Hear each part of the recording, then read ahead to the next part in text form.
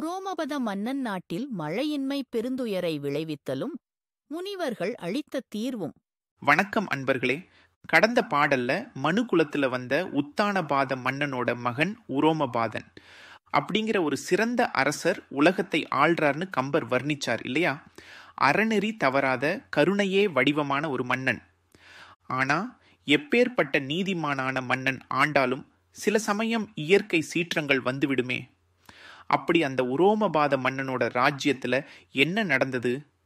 அன்னவன்தான் புறந்து அளிக்கும் திருநாட்டில் நெடுங்காலம் அளவது ஆக மின்னி எழுமுகில் இன்றி வெண்துயரம் பெருகுதலும் வேதனல் நூல் மன்னு முனிவரை அழைத்து மாதானம் கொடுத்தும் வான் வழங்காது ஆகப் பின்னும் முனிவரர் கேட்ப கலைக்கோட்டு முனிவரின் வான் பிலிற்றும் என்றார்.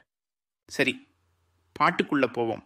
முதல்ல அன்னவன்தான் புறந்து அளிக்கும் திருநாட்டில் அப்படின்னா அந்த உரோமபத மன்னன் எவ்வளவு நேர்மையா நியாயமா அன்பு செலுத்தி ஆட்சி செஞ்சானோ அந்த புண்ணிய பூமியில அந்த நல்ல நாட்டுல. அடுத்த வரி நெடுங்காலம் அளவது ஆக மின்னி எழுமுகில் இன்றி. என்ன ஆச்சுன்னா ரொம்ப ரொம்ப காலமா, 1 மாசமோ 2 மாசமோ இல்லை, நெடுங்காலம். இடி இடிச்சு மின்னல் மின்னி மழை கொட்டும்னு சொல்றோம் இல்லையா? அப்படி கிளம்புற மேகங்கள் கருத்த மேகங்கள், மழையை கொண்டு வர்ற மேகங்கள் ஒன்று கூட இல்லையாம். வானம் விரிச்சுக்கிட்டு கிடக்கு. என்ன ஒரு பரிதாபம் பாருங்க. வெண் துயரம் பெருகுதலும். மழை இல்லைன்னா என்ன ஆகும்? விவசாயம் பாதிக்கப்படும், குடிநீர் இருக்காது, மக்கள் துன்பப்படுவாங்க.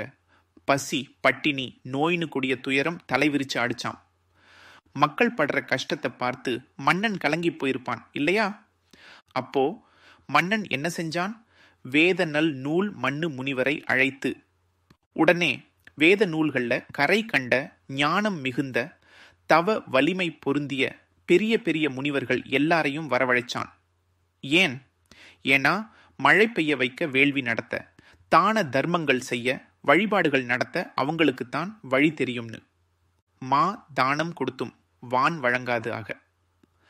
அப்படி அழைச்சு வந்த முனிவர்களுக்கு எந்த குறையும் வைக்காம வேதங்கள் சொன்னபடியே பெரிய பெரிய தானங்களை, மாதானம்னு சொல்றோமே, அவ்வளவு பெரிய தானங்களை கொடுத்தான். எதுக்காக? இந்த தான தர்மங்களால் மழை பெய்யாதான்னு. ஆனா என்ன ஆச்சு? வானம் ஒரு துளி மழையை கூட கொடுக்கவே இல்லையாம். மன்னனுக்கு எவ்வளவு மன உளைச்சல் இருந்திருக்கும். தான் இவ்வளவு நல்லது செஞ்சும் மக்கள் கஷ்டப்படுறாங்களேன்னு எவ்வளவு வேதனைப்பட்டிருப்பான். அதனால பின்னும் முனிவரர் கேட்ப மறுபடியும் அந்த முனிவர்கள் கிட்ட, என்னங்க சாமி, இவ்வளவு செஞ்சும் மழை பெய்யலையே, என்ன பண்றது, ஏதாவது வழி சொல்லுங்கன்னு கெஞ்சி கேட்டிருக்கான். அதுக்கு முனிவர்கள் என்ன சொன்னாங்கன்னா, கலைக்கோட்டு முனிவரின் வான் பிலிற்றும் என்றார்.